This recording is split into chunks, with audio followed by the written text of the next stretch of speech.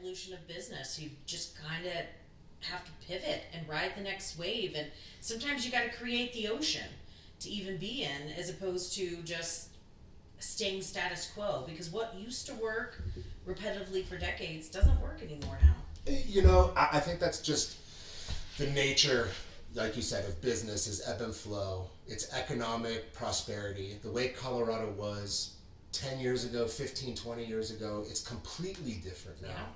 So how do you stay nimble? How do you stay flexible and maintain? But there's new opportunities now that need solutions that maybe weren't created 5, 10, 20 years ago. It was not a need. So it's finding where the need is and creating a new solution for it.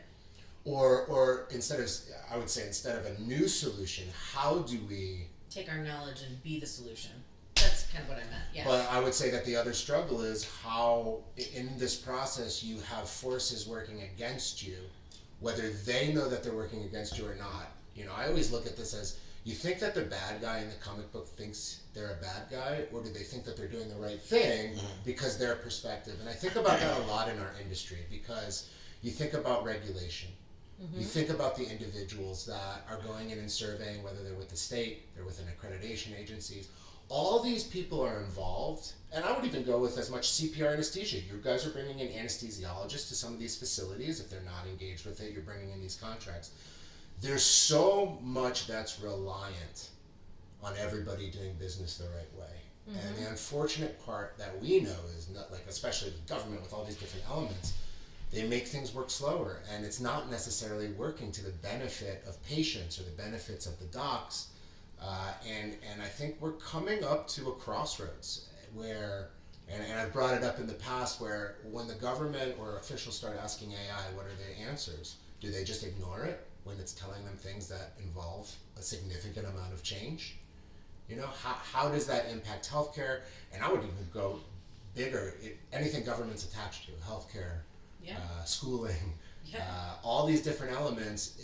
They've tried to create systems where we can police ourselves, but at the same time they want to police over that. All these systems at the end of the day are creating more inefficiencies and creating more gaps that don't allow patients to get the case. A lot of the conversations I've had recently just within the industry is 20 years ago when we were sitting here talking about patients, the fear was there's not enough patients. We're not in that world anymore. There are more patients than we know what to do with, and the unfortunate part, and what I want to hand it off and we'll get into it, there's enough patients and there's enough providers that everyone can have full schedules, but we're not seeing that. We're seeing gaps in schedules, we're seeing workforce shortages, we're seeing all these different elements, and would love to get your perspective. But before we get into that, because I am recording, my name is Simon Schwartz. I'm the Associate Director of the Colorado ASC Association. This is Shorts with Schwartz. We had a lovely conversation a few weeks back with the Grubes from CPR Anesthesia, but unfortunately my technology wasn't working fantastic.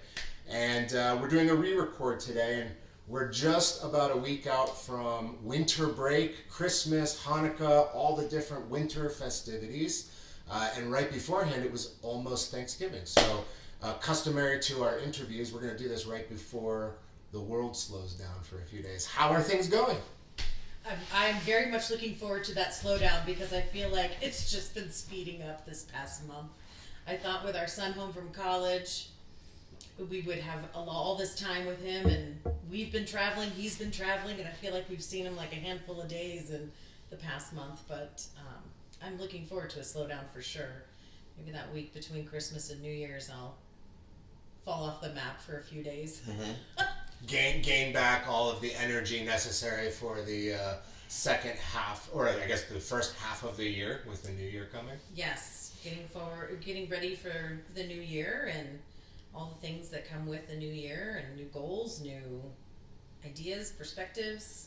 Fantastic. And Michael, how are things going for you? Things are going very well. Just like Amy said, we're just traveling all over the place and just making sure we keep on rocking with our business, and pivoting with our business as well, and things that we did last year, we're going to be pivoting into other directions as well, but just keep on digging deeper within the anesthesia world.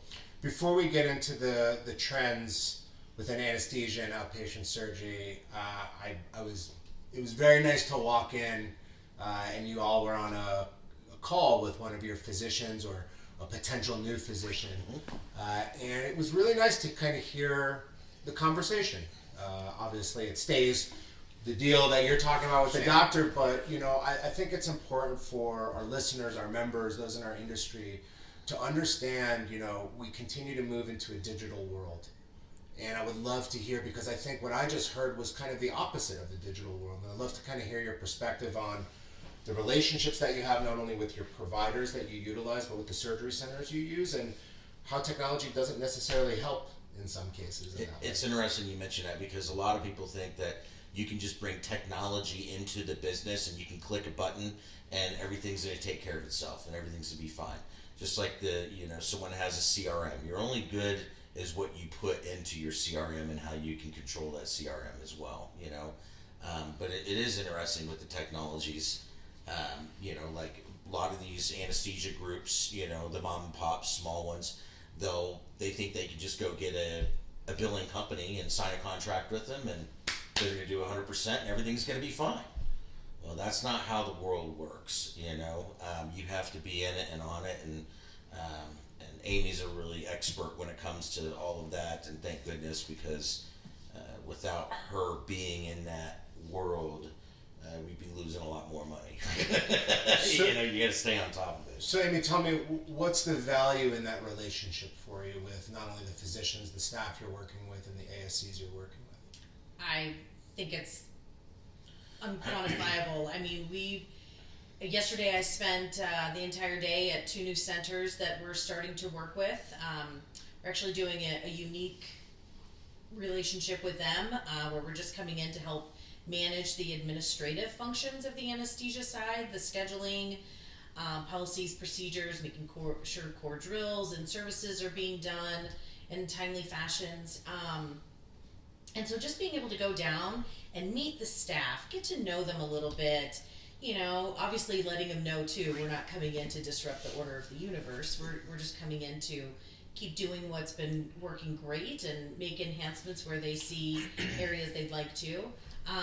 But yeah, sitting in the OR, talking with surgeons, and we're talking about kids, we're talking about the holidays coming up, and maybe mix in 5 minutes of business talk and 6 hours of getting to know each other, right? Because it is understanding who the people are, how they like to operate, what's important to them. I think the biggest thing, and Michael, this has been his arena our entire business career here, is building relationships. And at the end of the day, knowing that person and letting them know you, so they know who they're dealing with, doing business with, not just some technology that is black and white. It's very important, because I think that there's when they know there's humanity behind it's humanity. Yeah, it's letting them know, like, you're dealing with a human. We're going to be caring and compassionate and take things to a different level. It's not just the standard, okay, what are your needs? Here's your solution. Okay, on to the next. No, that's I think that's why we've been successful for going into our 23rd year now. I mean, we used to manage very large hospitals. One in Honolulu, Hawaii, where they averaged like 550 births per month. So we managed the OB department with all the CRNA anesthesia coverage and everything, and the same thing with downtown here, Minneapolis, tons of places. And basically, what it came down to is that huge health network. You're just treated as a number, and the CEO sees. You never have a relationship with the CEO with a hospital that's 350, 450 beds. It's very rare, okay? And then if someone can come in and go, hey, I can beat that contract by $5, $10 an hour, whatever it is, they're going to be like, fantastic, let's move forward with that. You know what I mean?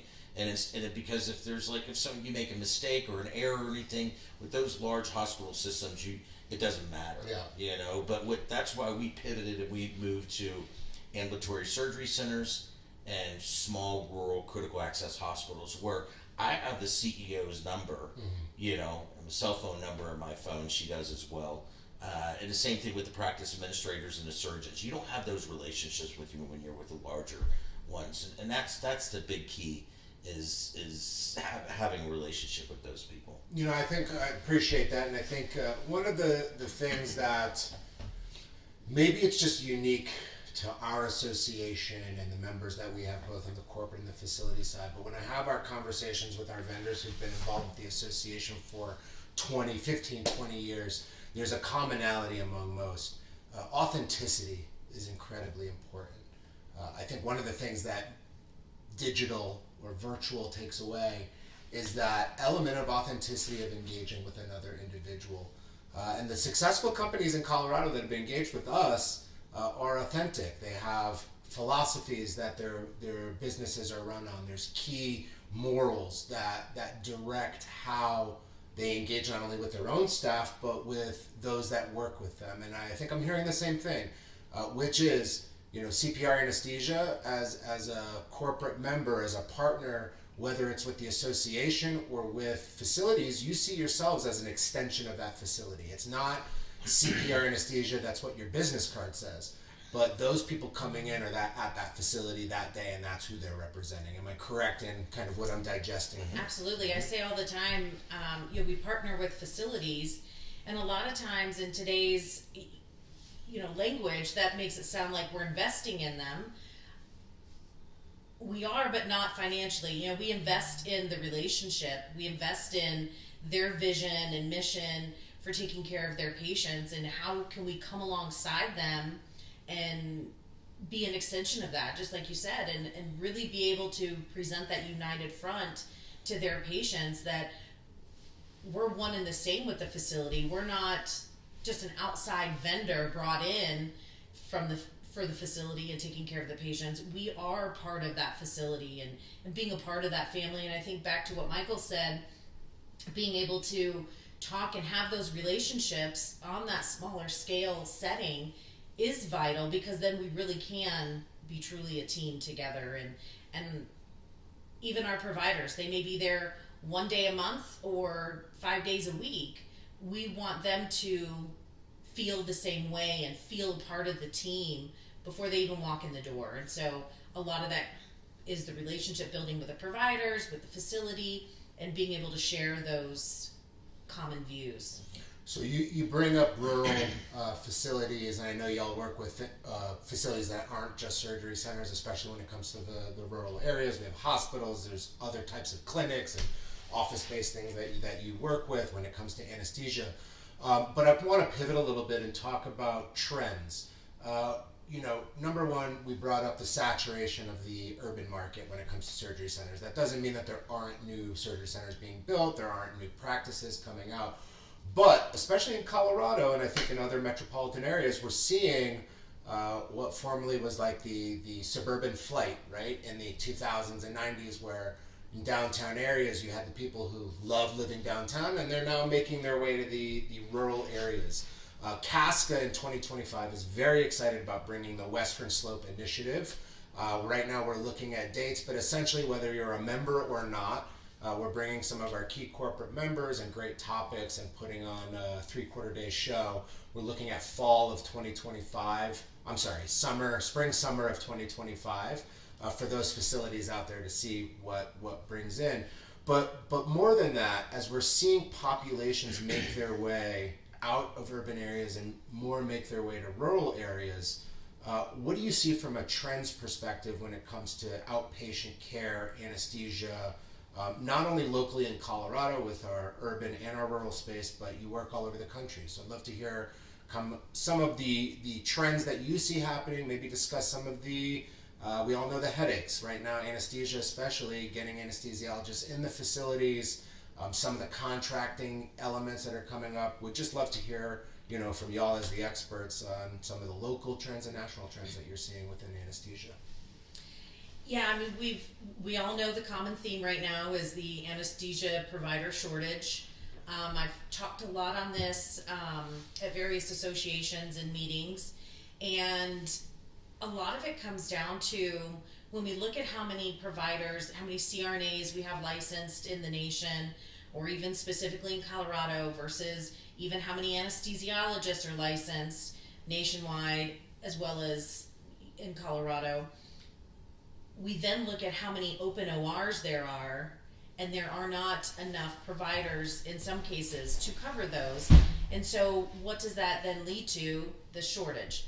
So we also have providers that are leaving some of these rural markets or even metropolitan markets to do locum work. They're also leaving the OR entirely and doing med spas. That's been a big trend over the past decade. And so some of them are not practicing in the traditional sense. And so when we look at rural markets and finding this coverage, it takes the right provider. It takes the right mix of cases and skill sets. And so really trying to drill that down has made it a little bit more difficult. But I think that's where the benefit of somebody like a CPR, a group like us, is that we're in it all day, every day. And when we're doing that all day, every day, we're working through many providers on a daily basis to try and find that proper one. They're out there. It's just you have to dig a little deeper. We've seen the trend of the pay increase. I think that's really what's hurt the marketplace, is a lot of these facilities could afford paying some higher rates in the beginning, but now that's leveling off. There's no more additional government funding to help support some of that. And I think we're starting to see a little bit of a plateau in provider pay. I'm hoping that we're going to see it level off through 2025. I mean, the locums market, that's just out of control right now. And we, disregarding that conversation, when we're looking at, full-time consistent staff or even just PRN consistent staff in some of these areas, I think we're going to see a little bit of a leveling out in 2025. That's my prediction. I'm throwing that out there. I've also seen a trend as far as the surgeons, certain types of surgeons are now completely open to having a CRNA provide their anesthesia versus back in the day, they'd always just have an anesthesiologist. But now, because of the low reimbursements and the lack of anesthesiologists as well, it's like, okay, well, from a financial standpoint, it does make sense to have a CRNA. And then once they get educated about it, they're like, wow, we should have did this a long time ago. I definitely hear that, and I wonder what your thoughts are as we see healthcare changing. We know insurance prefers that patients go to surgery centers outside the hospital. We kind of see these big trends happening, but we're not changing fast enough with the way the trends are changing. What do you think the impact will be 5 years from now if things maintain the current trajectory that they're at when it comes to not just anesthesia, but healthcare in general? Do you think, and I'll speak from an advocacy standpoint, do you think that as an industry we're going to have to do more legislative work so that there's better reimbursement, more codes are added? I think of specialties being added. As an association, we're fielding a lot related to cardiology. And there's a lot written into statutes, not only statewide, but nationally that, and I compare it to total arm, total hips, total knee. When I started in the industry, big healthcare and big corporate America and however you want to say politics said this isn't safe for the patient.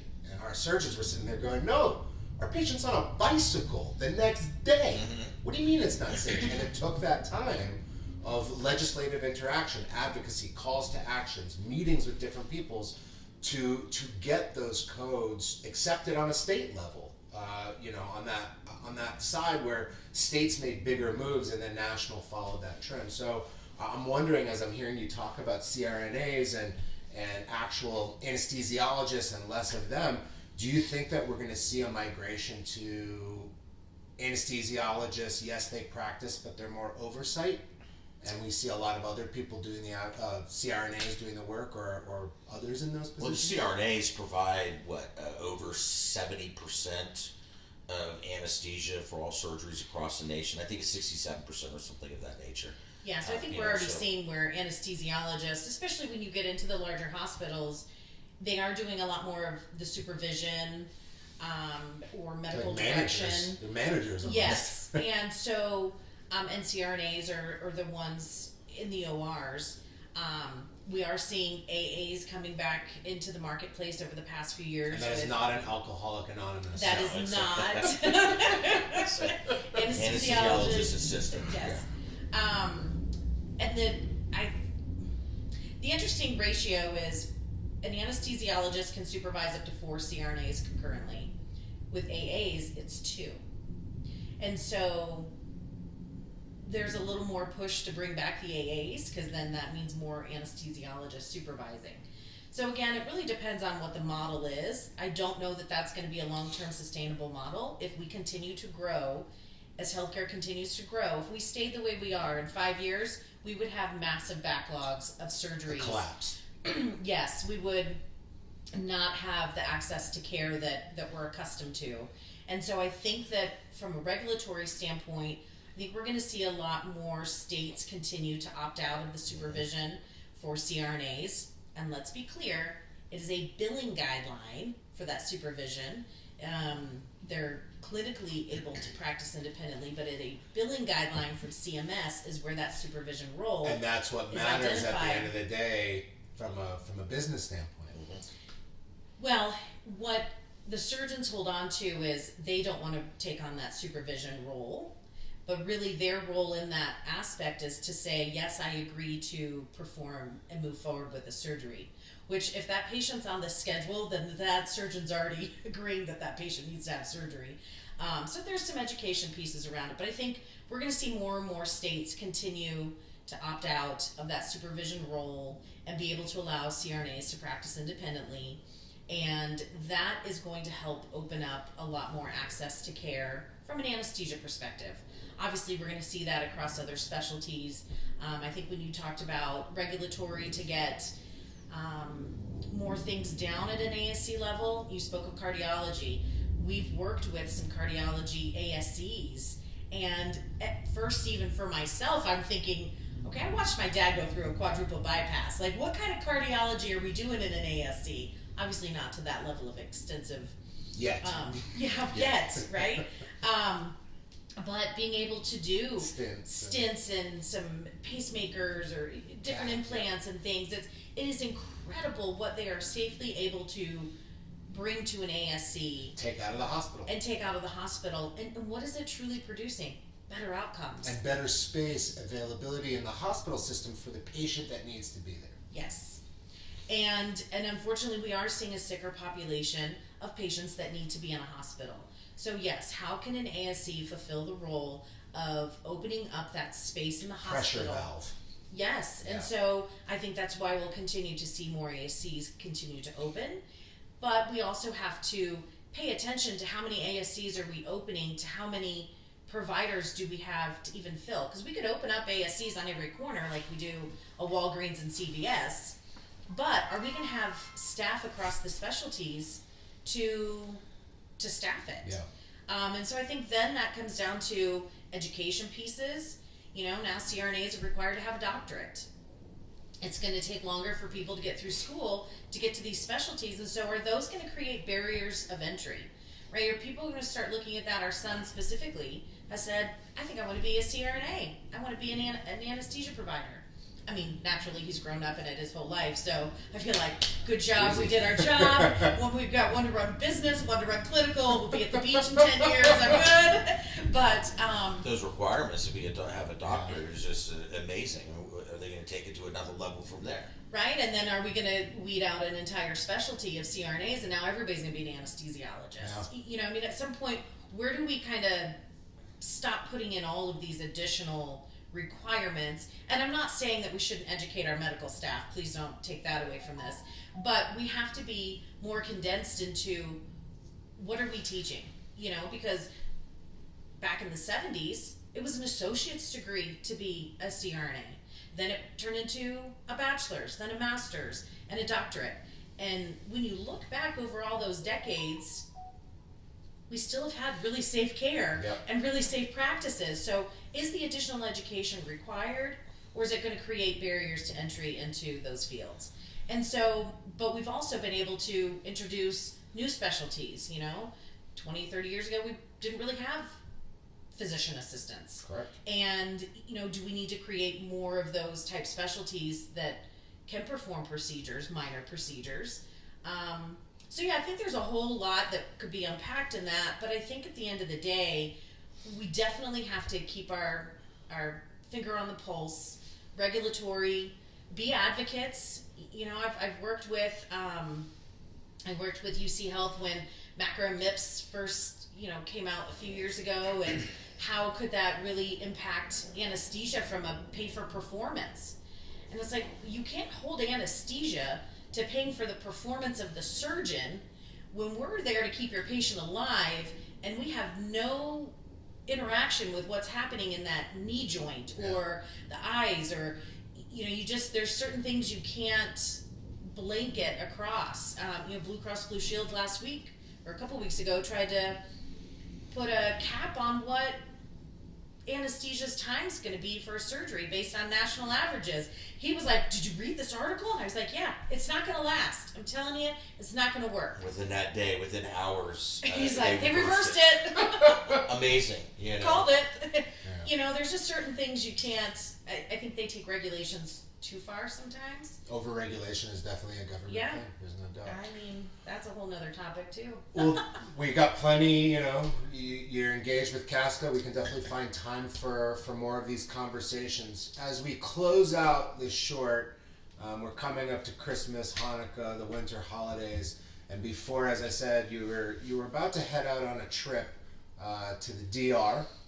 And one of the things that Colorado's gotten engaged with, and I know y'all did too, is and you have been, is giving back to the community. Yes. Casca's supporting One World Surgery. I know y'all do as well. But would kind of love to hear from both of you, not only the experience of going down to the first surgery center in the Dominican Republic that's put on by One World Surgery, but then also just talk about the philosophy of giving back from CPR's perspective. Well, I would very much like to say, unfortunately, we did not get down to their surgery center. A particular someone, Mr. Grube here, was taken down with a stomach bug, and we were unable to connect with them. However, I was laid up for 4 days. Yes, it was. I thought maybe I was going to have to take him in as a patient down there. I wasn't sure, but At least he didn't get what I was sick with along with that when we did the interview. Yeah, no, it was not that. So we're fortunate with that. But we are very excited to make future trips back down there. Excited to work with them. What an amazing cause that they have.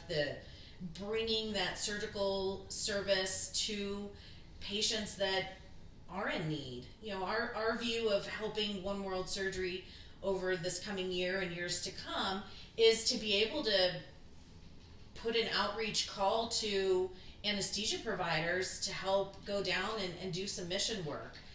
We used to do that in the early 2000s. At the time, our other partner was very big into taking mission trips down to Belize, and our philosophy from day one was, how do we give back to the communities in which we serve? And we do that through different ways.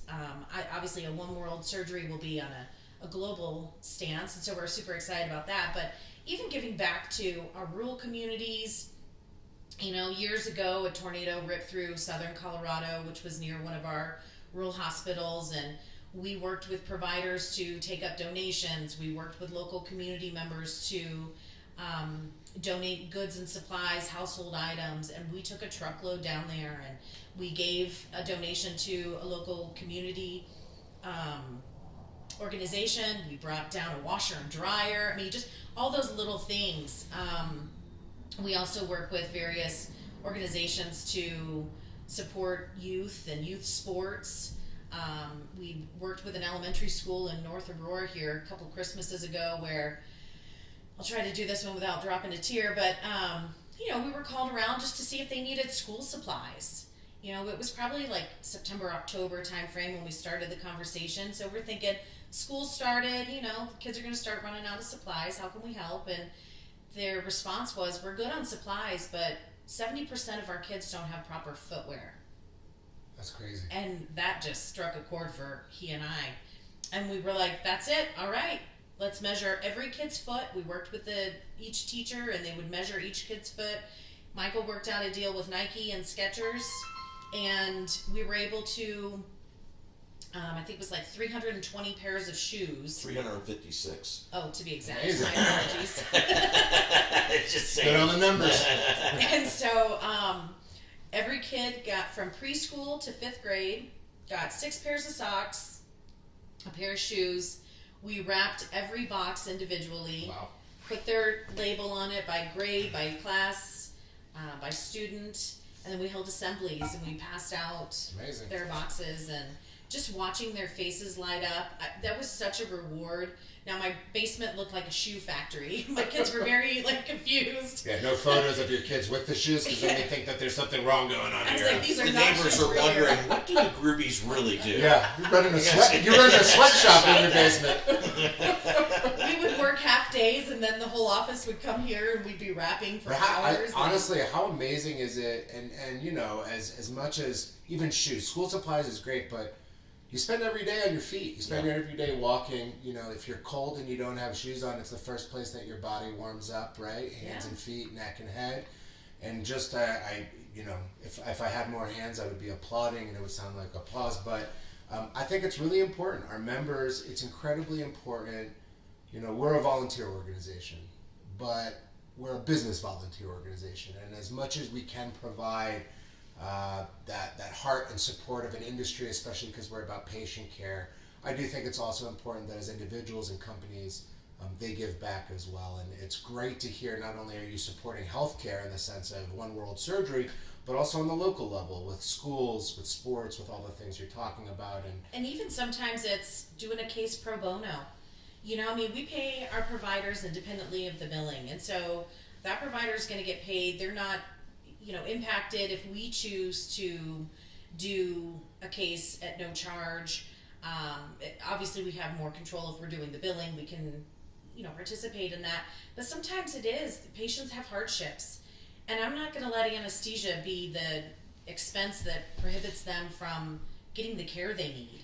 Amazing. You know, I mean, sometimes you have to take it to that level. And we've been on the patient side way too many times in our own family. And so being able to give back to someone, you know, is just where our hearts are. So Fantastic. Well, Michael, I don't know if you have anything you want to follow up with that?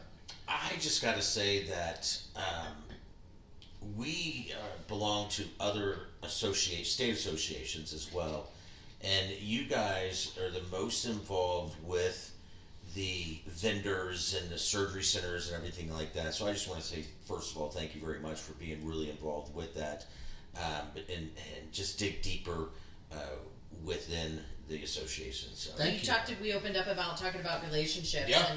and that is something that you have always done, and building the relationships not only with your members, vendors, bringing organizations together, and I think that is what makes Casca so successful in many respects. Well, I appreciate that, and I have to say one of my core principles is community. And regardless, you know, being from a Jewish community and a minority, there's from a young age, it's been about those relationships and lifting one another up. And regardless of the minority, you know, surgery centers in the grand scheme of healthcare are the minority within it. We're a community, and at the end of the day, a community is there for all reasons. Not only professional, if you need some help, we're a great community that maybe you're not working at the surgery center you were working at and you're looking for a new place, or you're trying to find a different avenue within healthcare. But we're a community for resources, and we're a community for representation. So I can't thank you enough for blowing my ego up a little bit just now. But it's great to see that when you put the ingredients together and follow the recipe, that the cake comes out the way you're hoping for. Yes. So I can't thank you both enough for your support. Wish you both Merry Christmas, Happy Holidays. When we walked in, your son had gotten into a little issue with the car, and I hope that the back window on the truck gets fixed in a less of a headache way if possible. And he's been blowing our phones up, so Hoping things work out, but just again, appreciate your membership. Looking forward to 2025. and just all the things we have going on. Yes, Happy but you have a Hanukkah. happy Hanukkah. Thank you. And we hope you and Reese have a lovely winter break together. And Thank you. thank you for what you do and allowing us an opportunity to share a little bit about us with your members. Absolutely. Thank you so much.